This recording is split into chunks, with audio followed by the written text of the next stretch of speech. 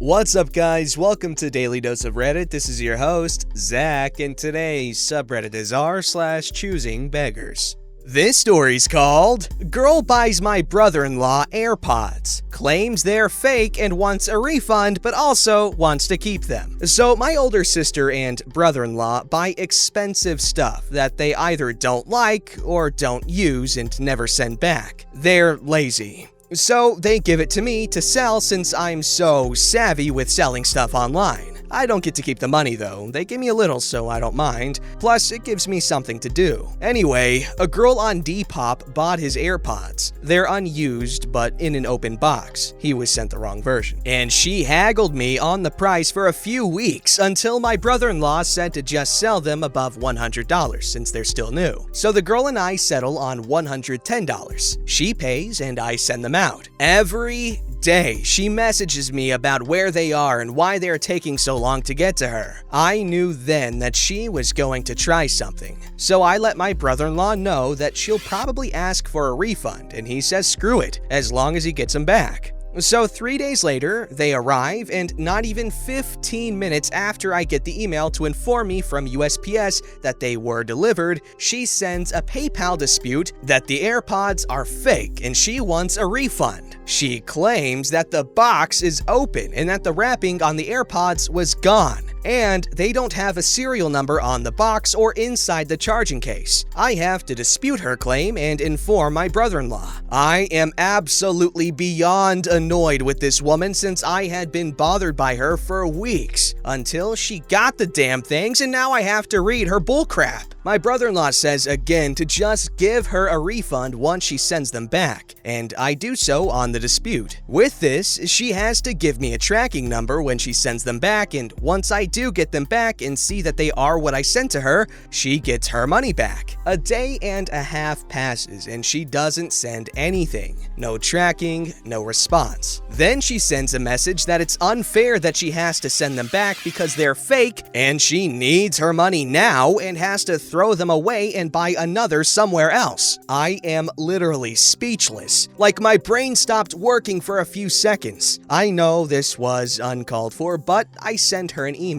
Not on PayPal. I ask her, "Woman, are you intellectually disabled? You're really gonna try and scam me? How freaking dumb do you think I am?" Yeah, I'm not entirely proud of writing that, but I reread her dispute response a couple of times because I didn't believe it. And then I just got so damn angry. She sends another message, calling me rude, saying I'm the scammer since I supposedly sell stolen electronics from my fake family member to people, and I should be banned. I don't even respond to her and just message PayPal about this, that I will not accept anything she sends me back. I don't think they'd even side with me if she did send me back some fake ones, and that I want the item back. They tell me that I'd have to reopen the dispute if she does send the wrong item back, but she has 10 days to give a tracking number or they'll close the dispute in my favor. Well, she sends one more message. "At least give me a partial refund for calling me names." I don't send her crap. Here we are, 10 days later, and my brother-in-law gets to keep his money. I blocked her on Depop and left her feedback.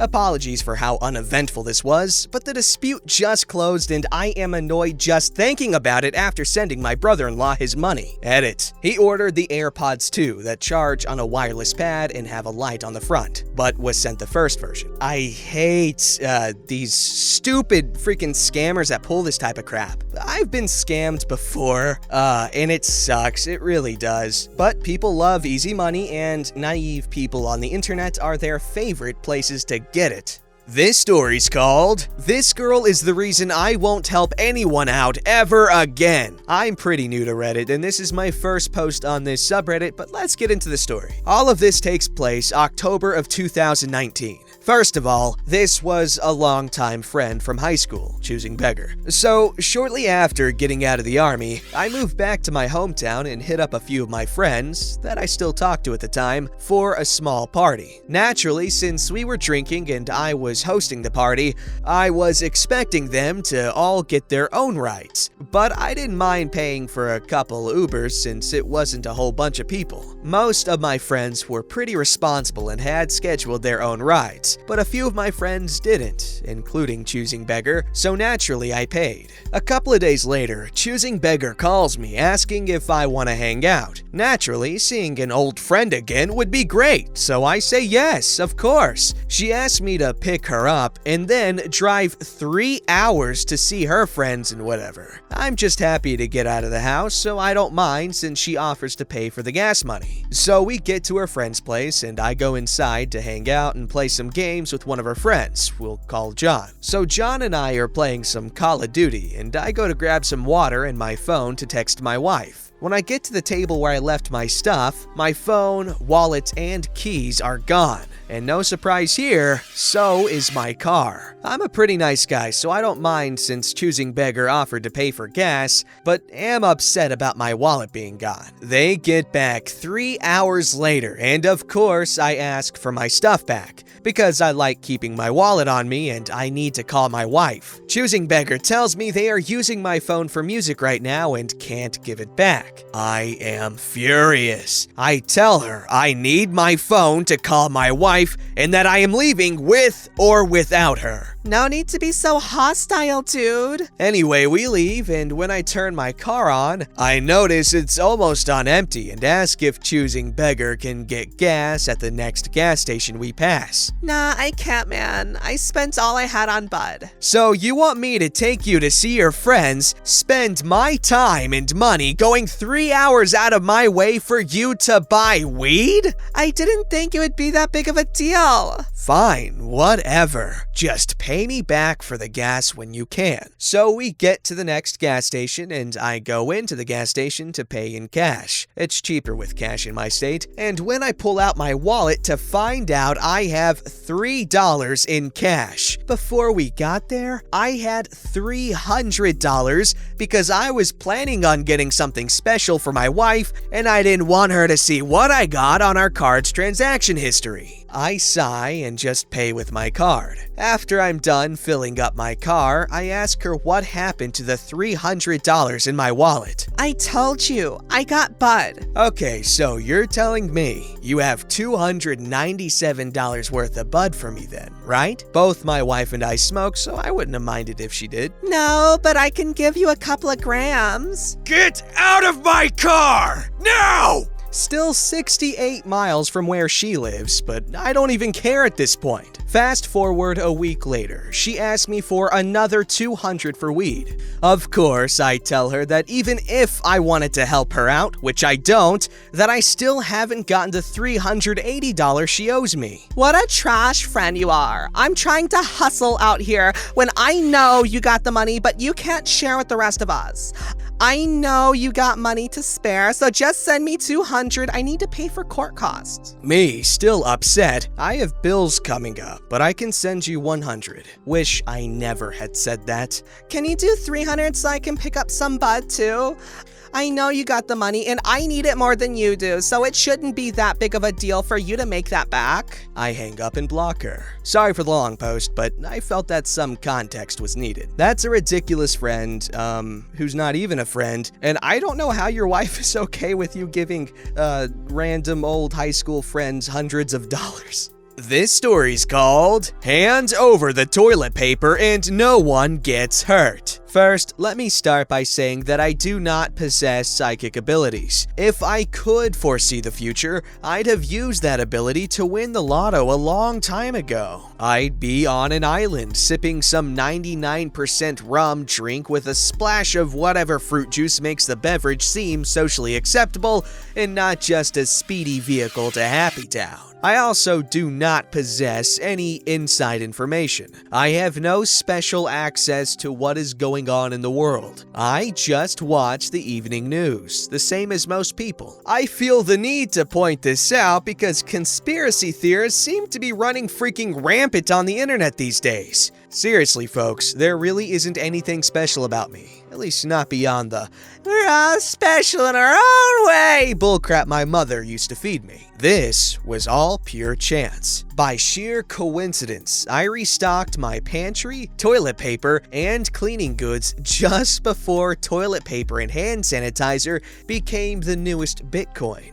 Seriously, you'd think toilet paper was the universal cure to all ailments the way people are stockpiling it. My stocking up wasn't planned. I just hate shopping. I'm lazy and don't enjoy going to the store. Stores are full of people. I use the term people loosely as zombies seems more appropriate to describe their behavior. These people all seem to be in their own little world. They're glued to their freaking phones and only all too happy to slam their carts into my shin while checking their Twitter feed, Facebook alerts, etc. If I'm lucky, I'll get a mumble, which I can only assume was meant to be some sort of apology. To be honest, it's a minor miracle when they even acknowledge someone else's existence. I'm also a cheapskate. I'm not a bargain hunter or any of the other euphemisms people like to use, but I do know how to stretch a dollar to stay within my budget. Some people like to call me frugal, as if using that term somehow makes it a compliment. Nope, I'm a freaking cheapskate, and I admit it. Cooking at home and buying bulk is typically less expensive. As a result, when supplies are running low, I make the trek to the store for a bulk buy to restock. Fear of the virus caused a run on the stores a few days after I had restocked. I had plenty of everything. I was checking out my mail when I ran into one of my neighbors who was visibly upset.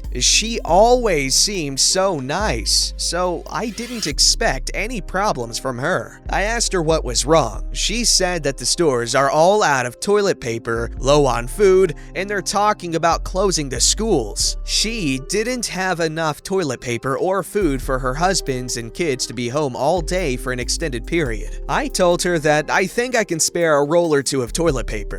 Big mistake on my part. She began giving me a grocery list telling me what brand she likes for toilet paper, cleaning supplies, orange juice, eggs, cereal, etc. I told her that I'm not a store. I don't have all that stuff, and I certainly wasn't giving her a month's supply of goods for free. I was only offering a couple of rolls of toilet paper to give her time to find a store with some more in stock. She actually said, "But I have children. It's child abuse if you don't get it." For some reason, this lady didn't seem to grasp the concept that her kids are not my responsibility. I'm not their father. I'm not her husband. I'm not even a relative. I wasn't going to spend a fortune buying their groceries at 1,000% markup online if you could get them at all. I told her that she could take the 2 rolls or leave it. She stormed off. A few hours later, her husband knocked on the door. I should have pretended no one was home. He said he was there to pick up their grocery order. I got him the 2 rolls of toilet paper, and he got mad and demanded the rest of their groceries. He even threatened to call the cops, accusing me of stealing their grocery order.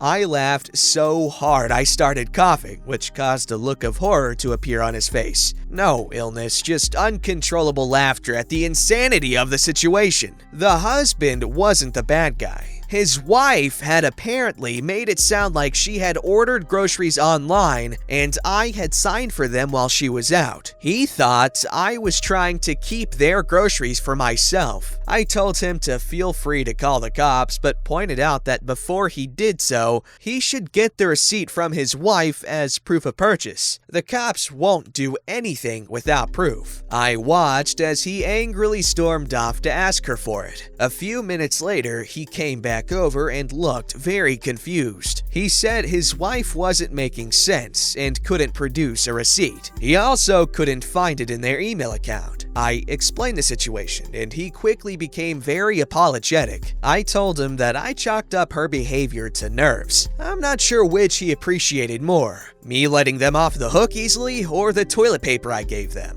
Actually, I'm pretty sure he appreciated the toilet paper more. I know I would. Do you know what the ultimate form of payback would be?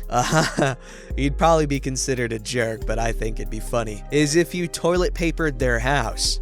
This story's called Karen Cuts Up a Free Mask I Made to Check the quality. Hey guys! I was recommended to put this post here as it suited better. Sorry for formatting as I am on mobile. This story happened yesterday. I am a middle school teacher and have been working on and off from home. In my free time, I have been using my sewing machine to make masks for free for the elderly and vulnerable. I am not a professional seamstress, but these masks are up to the standard of most cloth masks sold. I had a woman ask me for 5 masks for her grandparents, step-grandparents, and a great uncle. I happily accepted. My post on the group in question clearly labeled that they were 3-layer cotton masks. I put them on my doorstep for pickup. She picks them up. I don't receive confirmation of this, which is fine. I didn't do this for praise.